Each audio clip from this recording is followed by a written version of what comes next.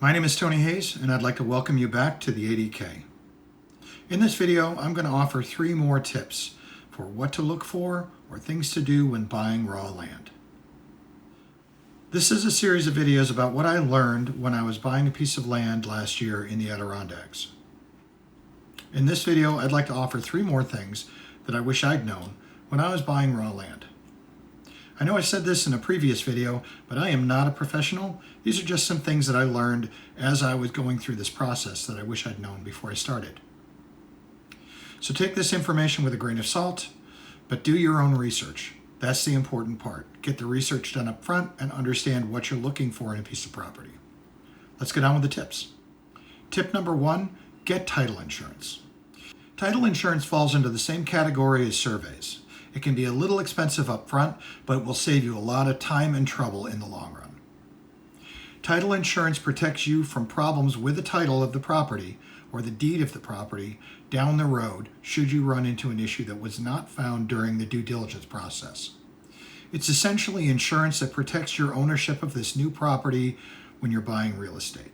Some of the things that title insurance can help protect you against are things such as unpaid property taxes on the land, fraud or forgery of previous paperwork, and also a spouse or relative who may claim title to the land down the road. All of these things should shake out when you're doing the abstract of title that is part of the contract.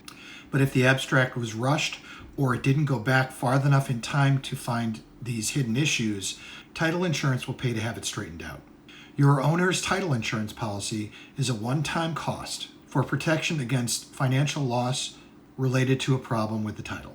If you're sued by someone saying the deed that you signed was invalid, title insurance covers your legal fees and court costs. If the state comes after you because of unpaid previous taxes, you should know about these if you've done your research, but if they do, title insurance will cover the court costs for that. These are typically issues that you have no way of knowing about unless you did the research, and were not responsible for causing, yet they could cost you money to fix down the road. So spend a little time and money now. Get title insurance so you don't have to worry about this. I'll include some links in the description that talk about title insurance and what it can do for you.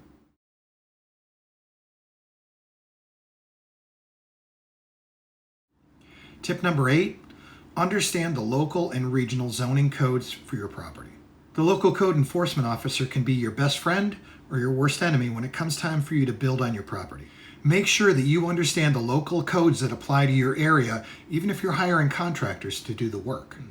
Now, this might be controversial to some people who want to go their own way and build things the way they want to, but I reach out to the local code enforcement officer before I even think about building.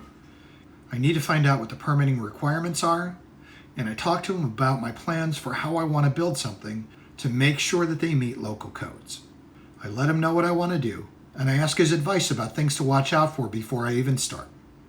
Spend some time to research the local building codes and try to come up with a plan that fits within them, as it's not the code enforcement officer's job to teach you how to actually build things. That way, when it comes time to permitting, the code enforcement guy knows that you've done a little bit of research, even if it's not 100% correct, and may be more willing to work with you to get through the project.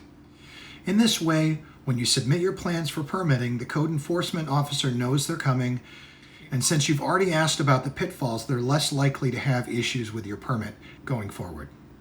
Some of these guys are very particular about how they like things done, so finding out about it up front is a lot less expensive and frustrating than doing all the work and having to tear it down and do it per code.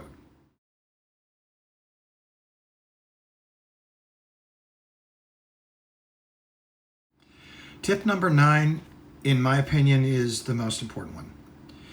It is not about real estate, it is not about tech prep, it is not about legal advice, but it's more important than all of these in my opinion.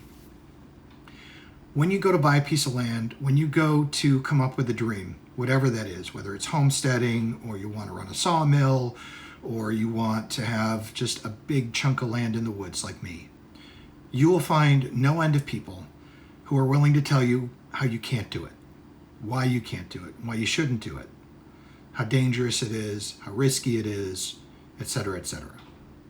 So tip number 9 is find the people that understand your dream. These are the people that they're all in. They understand the dream. They're willing to help you. They're willing to have your back. They're willing to be a sounding board to bounce ideas off of. They're willing to play what if with you. For me, this was my brother Matt and his fiancée Rhonda. So in a good cop, bad cop scenario, Matt was the good cop, Rhonda was the bad cop. And what I mean by that was Matt and I are very similar in we love to be outdoors, we love to be in the woods, mountain biking, hiking, waterfalls, building things, you name it, we enjoy it. And so he's great as far as, boosting my idea, helping me stay positive, focus on what I can do and figure out the best way to go about it. However, he's terrible at holding me back from stupid ideas. Let's just say that. Just because he gets as excited about a piece of land as I do. And then because I was going through this for 2.5 years, I know this intimately. We looked at many, many, many different properties before I found the one that was the right one. So he was really good at some things, but for the most part, he was all in and he was excited that I was going to find a place in the woods, that I was going to be closer to home, and I was going to be back with my New York State peeps. And that's great, because that is something that you desperately need. You will find no end of people that are willing to tell you that it's too hard, or it's not the right time, or there's just no way. How are you going to even accomplish this? And you have to, this has to be tempered. You know what I mean? You have to keep your enthusiasm up, but you need to temper it with reality. So you do have to come up with a really good plan. You have to understand how you're going to finance it.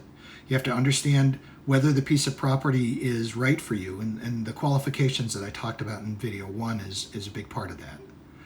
But you also need those people that will have your back. They're there for you, they understand the dream, and they want to make it happen. Because without that, it's very, very easy, at least for me, to talk yourself out of that thing that you want so much. Now, Rhonda was the bad cop. And what I mean by that was she was the one who would play 20 questions with me when I said, oh, this is absolutely the right property. Well, what about this? Have you looked at that? Have you looked at this? I talked to somebody and they say the taxes are really expensive. Or do you know if the permitting allows this? Or do you know about that? She was the doubting Thomas. Now, she wanted me to desperately have the property as well because, again, she's an outdoors person. She likes being outdoors. She likes hiking. She likes biking. She loves the Adirondacks. We've gone camping up there several times. And so it was positive reinforcement, but she was the voice of reason. And so having that mix, having the people that support you, but they still have your back and understand that you got to make the right decision and not just the quick decision, is important. Find those people however you have to. Let them know what your dreams are.